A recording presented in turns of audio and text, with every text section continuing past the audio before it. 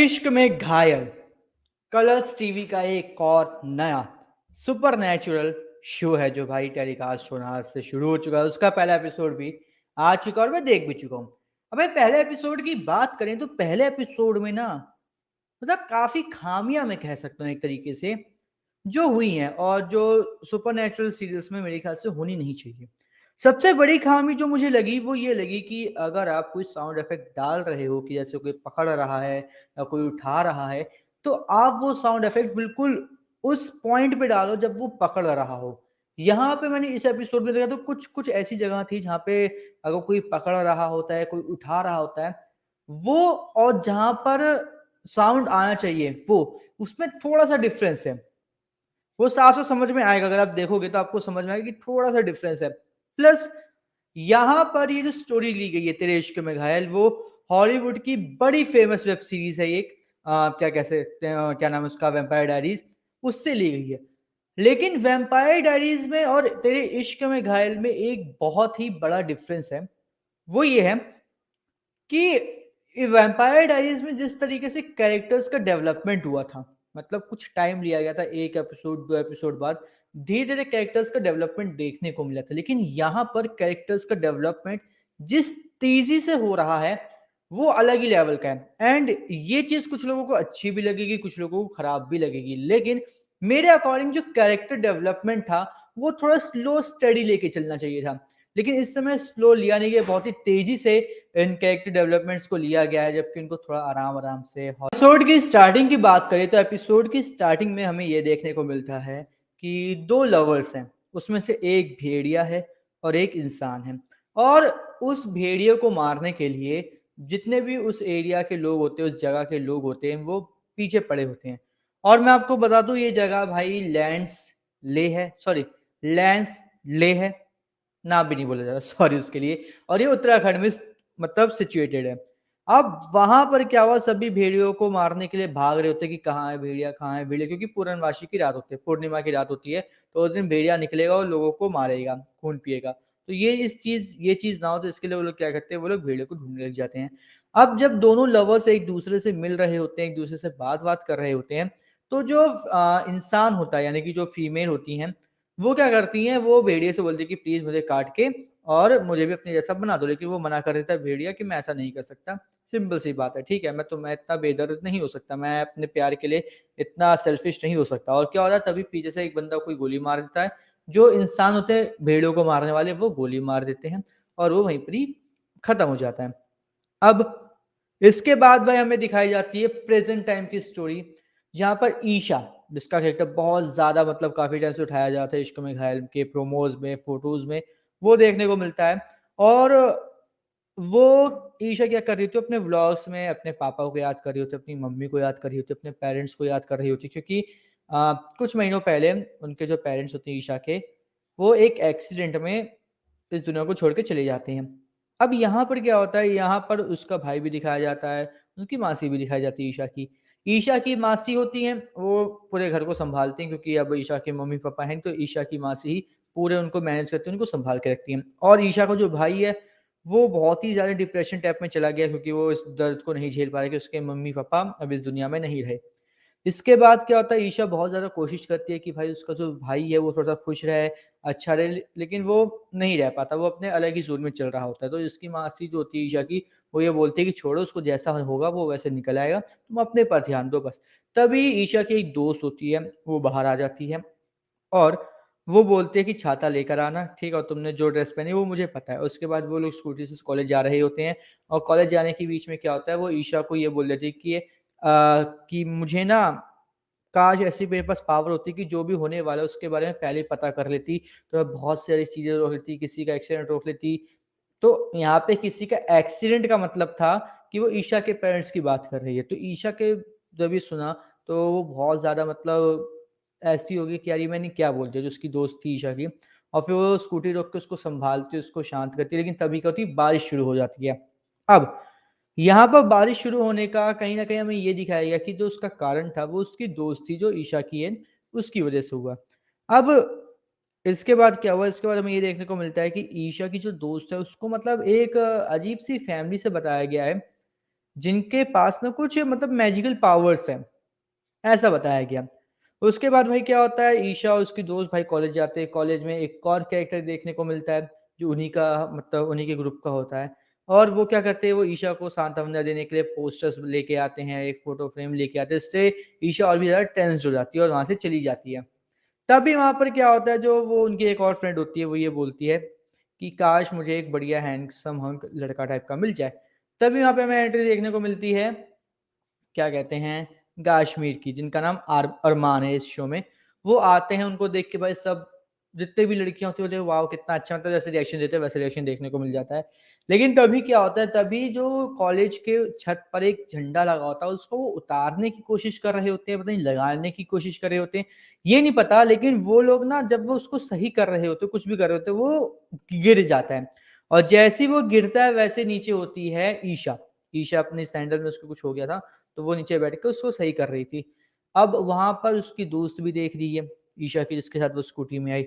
उसके अलावा जो कैरी है, मतलब जो बोल रही है मुझे एक हैंडसम हंक चाहिए, वो भी देख रही है। अरमान भी देख रहा है।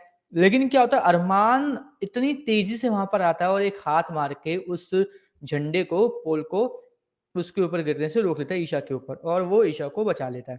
लेकिन यहाँ पर एक मुझे सबसे बड़ा एक प्लॉट होल लगा। वो प्लॉट होल ये लगा कि ईशा डर जाती है झंडे के नीचे कि भाई मैं बची, कि मेरे को कुछ हुआ नहीं। लेकिन तुरंत अगले फ्रेम में ये देखने को मिलता है कि वो अरमान के मतलब जो टी-शर्ट है उसको बहुत कस के पकड़े हुए है, और अरमान ने उसको पकड़ रखा है कि ऐसा लग रहा है कि ईशा गिरने वाली है। तो ये एकदम से सडन जो फ्रेम चेंज हुआ, इसका कुछ समझ में नहीं आया कि बीच में जो क्या हुआ है? कैसे अरमान से मिली ईशा? क्या हुआ जो एकदम से ईशा गिरने वाली थी, वो चीज़ गायब हो गई। वो चीज़ सबसे बड़ा मैं बोलूँगा आज के एपिसोड का प्लॉट होल था, बहुत बड़ा। इसके बाद हमें ये चीज़ देखने को मिलती है कि भाई उनकी बाकी दोस्त भी आ जाती है, ईशा को बोलते हैं भाई तुम ठीक-ठीक हो, कि सब बात हो जाती है, और वहाँ से अरमान चला जाता है। लेकिन कैरी क्या होता है, अरमान पर फिदा हो जाती है, कि बोलती है अरमान कितना अच्छा है, ये है, वो है। वो सब बातें होने लग जाती है। इसके बाद हमें ये देखने को मिलता है, जो ईशा का भाई है वो एक ब्लू कैंडी ले रहा होता है, ठीक है? जो एक तरीके की ड्रग है। अब उस चीज़ को देख के क्या होता है, ईशा बोलती है कि तुम ये क्यों कर रहे हो, क्या करना है, ये सब बातें हैं। तो वहाँ पे वो क्या कहता है, जो ईशा का भाई होता है वो उसको झाड़ के चला जाता है कि भाई तुम्हारा अपना जो गम से निकलने का तरीका वो तुम्हारा अलग है, मेरा अलग है। तुम अभी भी गम से नहीं निकल पाए, तुम फेक बन के चल रही हो, कि मैं फेक नहीं बन सकता। सिंपल सी बात है, ठीक है? और वो ये बोल के वहाँ से निकल जाता है। फिर हमें देखने को मिलता है कि भाई वो जो ईशा है वो आई है एक जगह पर जंगल में, जहाँ पे वो कैंडल लगा रही है। वहाँ पर अचानक से ठंड होने लग जाती है बहुत ज़्यादा। और ठंड होने लग जाती है, तो इससे क्या होता है कि ईशा मतलब अजीब-सा ना वो डर भी उसके अंदर महसूस होता है, ईशा के अंदर। और डर के अंदर बंदा ये ऐसे-ऐसे नहीं करता कि भाई मुझे ठंड लग रही है, उफ़, उफ़, ऐसे नहीं करता। वो क्या करता है, वो बंदा अपने आप को वहाँ से निकल कर भागने की कोशिश करता है। तो वही चीज़ हमें देखने को मिलती है, वो वहाँ से फिर भागने की कोशिश करती है। करते-करते क्या होता है, वहाँ पे अरमान आ जाता है और अरमान उसको फिर से सँभाल लेता है। वहीं पे थोड़ी दूर पे क्या होता है, कोई और बंदा भी ईशा को देख रहा होता है, लेकिन वो कौन होता है हमें ये नहीं पता। अब अरमान देख रहा होता है, तो उसको सँभालता है, उससे बात-वात करता है, उनके बीच में थोड़ी-सी कन्वर्सेशन होती है कि भाई तुम कैसी हो? मुझे पता है तुम दुःख में हो। तो ईशा बताती है कि आज से कुछ टाइम पहले मेरे पापा और मम्मी का एक्सीडेंट हो गया था, वो अब इस दुनिया में नहीं रहे। उससे अब मैं उभरने की कोशिश कर रही हूँ, उसके लिए मैं क्या कर रही हूँ, मैं यूज़ कर रही हूँ, अपना व्लॉग बनाती हूँ, लेकिन मैं उसको अपलोड नहीं करती, वो सिर्फ़ मेरे लिए है। तो अरमान से पूछती है ईशा कि तुम कैसे निकलते हो, अपने गम को कैसे उभारते हो? तो अरमान बोलता है कि मैं डायरी का यूज़ करता हूँ, डायरी लिखता हूँ। तो यहाँ पे ईशा बोलती है कि डायरी लिखते हो? अच्छा, लेकिन डायरी तो बहुत पुराना हो गया, कहीं ऐसा तो नहीं तुम 100 डेढ़ 100 साल पुराने हो जो अभी भी ज़िंदा हो? तो इस बात से थोड़ा-सा ना मतलब ऐसी चीज़ देखने को मिलती है कि अरमान थोड़ा-सा मतलब डर सा गया, कहीं ऐसा तो नहीं कि सच में मेरी पोल खुल गई हो। फिर सडनली क्या होता है, ईशा बोलती है कि कोई नहीं, मैं भी तुम्हें सिखा दूँगा व्लॉग कैसे बनाते हैं, कैसे इंटरनेट और मोबाइल का यूज़ करते हैं। और जब वो जा रही होती है, तो हमें ये देखने को मिलता है कि ईशा जो है वो एक काँटे वाले पेड़ को हटाने की कोशिश कर रही होती है।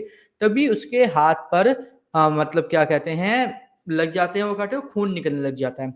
और इस चीज़ को देख के अरमान का जो एक भेड़िए वाला रूप है वो सामने आने लग जाता है। ये चीज़ हमें देखने को मिली। अब जो भेड़िए वाला रूप है, तो वो उसको किस तरीके से कंट्रोल करता है, और कंट्रोल करने के बाद वहाँ से गायब हो जाता है। अब यहाँ पर मुझे ये समझ में नहीं आया कि ईशा के पास पेड़ इस साइड है थोड़ा-सा, और इस साइड पूरा खाली जगह, तो आप इस साइड से क्यों नहीं गए? आपने उसको पेड़ में क्यों घुसाया? उसको ऐसे पेड़ हटाने के लिए कहा ही क्यों? आप बोलते कि आप इस साइड से चले जाओ, पैर में कुछ लग जाती या कुछ और हो जाता, वो थोड़ा-सा ज़्यादा रियलिस्टिक लगता है। लेकिन जब इधर पूरी जगह खाली है और आप एक साइड बोलो कि पेड़ को हटा के ऐसे जाओ, तो उसका कोई सेंस नहीं बनता, जो फैक्ट है। इसके बाद क्या होता है, इसके बाद हमें ये देखने को मिलता है कि भाई जो क्या कहते हैं, जो कॉलेज है वहाँ पे एक मतलब एक वो चल रहा है, फेस्टिवल टाइप का छोटा-सा चल रहा है। वहाँ पे क्या हुआ, एक प्ले होगा। अब प्ले में क्या है, ईशा मेन रोल में है और क्या कहते हैं, जो उसका साइड हीरो है, वो वहाँ पे खड़ा होता है, बैठा होता है कि भाई चलो, होने वाला है। अब वहाँ पे क्या होता है, जैसे प्ले शुरू होता है, उससे पहले ही ना मतलब सब तैयारी हो चुकी है, सब लोग बढ़िया प्ले-व्ले शुरू हो चुका है, ईशा अपना डायलॉग बोल रही है और जो भेड़िया बनने के लिए वहाँ पे था, वो क्या था, वो वहाँ पे खड़ा था कि अपनी एंट्री का वेट कर रहा था। लेकिन तभी क्या होता है, वो एकदम से गिरता है और उसका जो हाथ होता है, वो फ्रैक्चर हो जाता है शायद। अब फ्रैक्चर होने की वजह से अब वो जो कैरी है, जो इस पूरे प्ले को सँभाल रही होती है, तो वो ढूँढती है कि अब उसका भेड़िया कौन बनेगा? तभी अरमान दिखता है। अरमान को देख के वो बोलती है, "अरे भेड़िया, भेड़िया आ गया, भेड़िया आ गया।" तो इस चीज़ को सुन के ना अरमान थोड़ा-सा मतलब ये हो जाता है कि ये भेड़िया क्यों बोली? कहीं इसको मुझे पता नहीं चलेगा कि क्या है, क्या नहीं? लेकिन फिर बाद में पता चलता है कि कैरी उसको भेड़िया इसलिए बोली क्योंकि जो उसका कैरेक्टर था भेड़िया, वो अब थोड़ा ठीक नहीं है और थोड़ी-सी दिक्कत हो गई है। अब यहाँ पर क्या होता है, यहाँ पर हमें ये देखने को मिलता है कि भाई अरमान जाते हैं, ईशा के साथ वो प्ले पूरा करते हैं और बहुत ही नेचुरली वो जितनी भी चीज़ होती है उसको अच्छे से कर लेते हैं। लेकिन यहाँ पर क्या होता है, यहाँ पर हमें 3 लोग देखने को मिलते हैं। एक मेयर, एक पुलिस मतलब जो वहाँ पे जो पुलिस स्टेशन की जो हेड होगी वो और एक और लेडी होती है। ये 3 लोग हमें देखने को मिलते हैं और ये तीनों एक-दूसरे से डिस्कस कर रहे थे कि ये कहानी बाहर कैसे आई? ये कहानी किसी के सामने पता नहीं चलनी चाहिए, लेकिन ये कहानी बाहर क्यों आई, कैसे आई? तब हमें पता चलता है कि भाई ये जो कहानी दिखाई जा रही है, ये वही कहानी है जो हमें पहले दिखाई गई थी। स्टार्टिंग में कि भाई एक क्या कहते हैं कपल है, इसमें से एक भेड़िया है, ठीक है? और एक इंसान है, इंसान एक फीमेल है, भेड़िया एक लड़का है, लड़के को मार दिया, तो जो लड़की है वो अकेले रह गई है। बस ये कहानी थी पूरी। ये चीज़ हमें देखने को मिली। तो वहाँ पर ये जो तीनों लोग होते हैं, वो लोग ये डिस्कस कर रहे थे कि कहानी आ तो गई कोई नहीं, लेकिन इस कहानी को अब कहानी ही बनकर रहने देना होगा क्योंकि जो हमारे पूर्वजों ने करा है, किया है, वो सामने नहीं आ सकता। तभी वहाँ पे एक और जो मेल बंदा बैठा होता है, उसका भी नाम नहीं पता क्या है, वो मेयर है मेन। मेयर बोलते हैं कि हाँ, ऐसा ही होना चाहिए कि तभी हम लोगों ने सीक्रेट ऑर्गनाइज़ेशंस बना रखी हैं, छोटी-छोटी।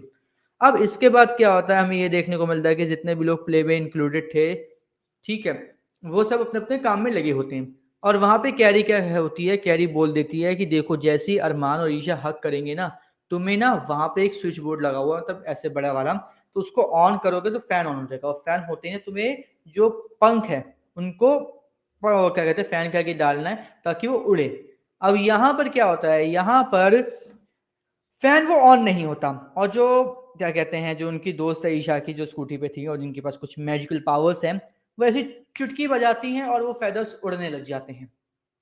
ये चीज़ थी, जिसको देखकर तो ये मैंने किया क्योंकि पंखा तो चल नहीं रहा, मतलब मैंने ही किया होगा, ये बात होती है। प्ले खत्म हो गया, सब चीज़ें खत्म हो गई, अब उसके बाद हमें ये देखने को मिलता है कि जितने भी प्ले वाले लोग थे, वो सब जंगल में मस्ती कर रहे हैं कि भाई प्ले अच्छा रहा, सक्सेसफुल रहा, सबको मतलब पार्टी-वार्टी टाइप हो रहा है। वहाँ पे क्या होता है, वहाँ पे कैरी जो होती है, वो अरमान के साथ फ्लर्ट कर रही होती है पूरी प्रॉपर तरीके से। लेकिन इन सब चीज़ों को देख के जो ईशा उसकी दोस्त होती है, वो बिल्कुल मतलब ऐसे नहीं होती कि हाँ भाई क्या चीज़ है, क्या नहीं, बिल्कुल बेकार चल रहा है। तो वो इन सब चीज़ों को इग्नोर करते हैं। वो बोलते हैं कि अरे चल मुझे ये दे, अरे चल मुझे वो दे, वो सब बातें हो रही होती हैं। तभी क्या होता है वहाँ पर ना जो ईशा का भाई होता है, उसकी एक गर्लफ्रेंड है, उससे उसकी बन नहीं रही होती है। अब उन दोनों के बीच में पता नहीं क्या होता है, क्या नहीं होता, उनके बीच में ब्रेकअप हो जाता है और वो जो लड़की होती है, जिसकी जो ईशा के भाई की गर्लफ्रेंड थी, वो आके बोलती है, "अरे भेड़िए तो मुझे पसंद नहीं, वो तो जानवर होते हैं, उनको सिर्फ़ खून पीना आता है, मारना आता है, उनको इसके अलावा कुछ नहीं करना आता, वो तो ये हैं, वो तो वो हैं।" वो ये सब बातें करने लग जाती है, जिसके कुछ देर बाद क्या होता है, वो वहाँ से चली जाती है और जंगल में उसके ऊपर अटैक हो जाता है और अटैक होने के बाद हमें ये देखने को मिलता है कि वो लड़की ना गले पर कुछ 3 ऐसे मतलब ऐसे होता नहीं है कि स्क्रैच टाइप के निशान था, तो ऐसे कुछ निशान देखने को मिले हमें। वो चीज़ हमें देखने को मिली, उसके गले पे ऐसे निशान मार्क्स थे। इस चीज़ को देख के जो पुलिस वाले थे, वो भी भाई शक हो गए क्योंकि उनको पता है कि भाई भेड़िया ऐसा कुछ होता है। और दूसरी तरफ हमें ये देखने को मिलता है कि जो ईशा के भाई की जो गर्लफ्रेंड है, उसको ले गए हैं हॉस्पिटल में मतलब उसका इलाज करवाने, ठीक है। अब जैसे ही उठती है तो भेड़िया भेड़िया, वो भेड़िया सच में भेड़िया भेड़िया करते करते वो चिल्लाने लग जाती है, लेकिन उसका जो भाई होता है उसको शांत करवाता है और बोलता है कि कुछ नहीं, मैं तुम्हारा भाई हूँ, कुछ मैं तुम्हारा भाई, तुम शांत हो। दूसरी तरफ ये देखने को मिलता है कि अरमान उस जगह से गायब हो गया, तुरंत अपने घर पहुंचा है, ओबराय मैंशन। अब वहां पर वो अपने भाई को बोलता है कि वीर कहाँ हो। डायरेक्टली नहीं बोलता नाम लेके, इनडायरेक्टली बोलता है। और फिर पता चलता है कि वीर और अरमान दोनों एक लड़की के पीछे पड़े हैं, जो है ईशा। ठीक है। और ईशा के पीछे इसलिए पड़े हैं क्योंकि ईशा का एक और रूप था जो पहले का था, जो जब वो जिंदा थे स्टार्टिंग में, तो उस टाइम का एक जो रूप था उससे वो दोनों प्यार करते थे। ठीक है। तो इसलिए अब उन दोनों के बीच में ये फाइट हो रही है कि ईशा किसकी होगी किसकी नहीं होगी। जो वीर है वो अपनी तरफ से बोलता है कि नहीं नहीं नहीं, वो मेरी होगी, वो मेरी होगी, मैं तो उसको कब का अपना बना चुका होता, लेकिन तुम आ गए उस बीच, इसलिए मैं तुम्हें अपना हुआ है, इसलिए मैं तो उसको अपना बना नहीं पाया। वहीं पे वो बोलता है अरमान की नहीं, तुम ऐसा कुछ भी नहीं करोगे, मैं हूं, मैं तुम्हें ऐसा करने दूंगा, ईशा है ये, ईशा वो तुम्हारी नहीं है, वो तुम्हारी वाली ये नहीं है वो, मतलब उनके बीच में बहुत ज्यादा फाइट होती है। और यहीं पर ही इस फाइट में हमें ये देखने को मिलता है कि यहाँ पर म्यूजिक और जो शॉट्स है उसमें बहुत ज्यादा डिफरेंस देखने को मिल रहा है। कि अगर अरमान ऐसे पकड़ता है या फिर वीर किसी को अरमान को पकड़ के फेंक रहा है, तो पकड़ने और फेंकने में जो एक बैकग्राउंड में साउंड इफेक्ट आता है ना, वो मैच नहीं कर रहा। वो साउंड इफेक्ट थोड़ा सा बाद में आ रहा है, थोड़ा सा पहले आ रहा है। मैं ये मुझे ये सच बताऊं, ये फील हुआ काफी जगहों पर। और इनके बीच में जो फाइट होती है वो कहीं ना कहीं ऐसी होती है जिसको देखकर हम लोग कह सकते हैं कि भाई फाइट है, लेकिन रियल नहीं लग रही है फाइट। ये लोग जंप करते हैं, तो जंप में क्या होता है, इनका जंप ऐसे होता है ना कि ऐसे जंप होता है, तो ऐसे होता है इनका जंप, ऐसे होता है फिर ये ऐसे आता है सुपरमैन के तरीके। ये चीज थोड़ी थोड़ी थी जो मुझे आज के ये जो फाइटिंग सीक्वेंस है इसमें लगी। इसके अलावा भाई बाकी सब चीजें, वीएफएक्स भी काफी अच्छे हैं, बहुत ज्यादा वीएफएक्स अच्छे हैं, और सभी चीजें हमें देखने को बहुत ही ज्यादा अच्छी लगी, सच बताऊं। इसके साथ साथ जो वीर और अरमान के बीच में बातचीत होती है उसमें यह भी पता चलता है कि जो वीर है वो काफी टाइम से, ठीक है, यहां पर लोगों का शिकार कर रहा है, लोगों का खून पी रहा है, लोगों को तंग कर रहा है, लोगों को परेशान कर रहा है काफी टाइम से। ठीक है। और क्या कहते हैं, अरमान को इस बात का डर है कहीं ऐसा ना हो जाए कि इसके चक्कर में मैं भी एक्सपोज हो जाऊं कि मैं भेड़िया हूं, और अगर ऐसा हुआ तो हमें एक जेल में बंद कर देंगे, जहां पे ना हम जी सकते हैं ना हम मर सकते हैं। सिंपल सी बात।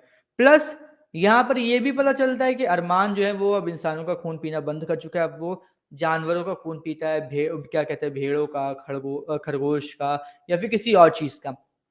वो अब इन सब लोगों का खून पीता है। ठीक है। अब वो इंसानों का खून पीना बंद कर चुका है।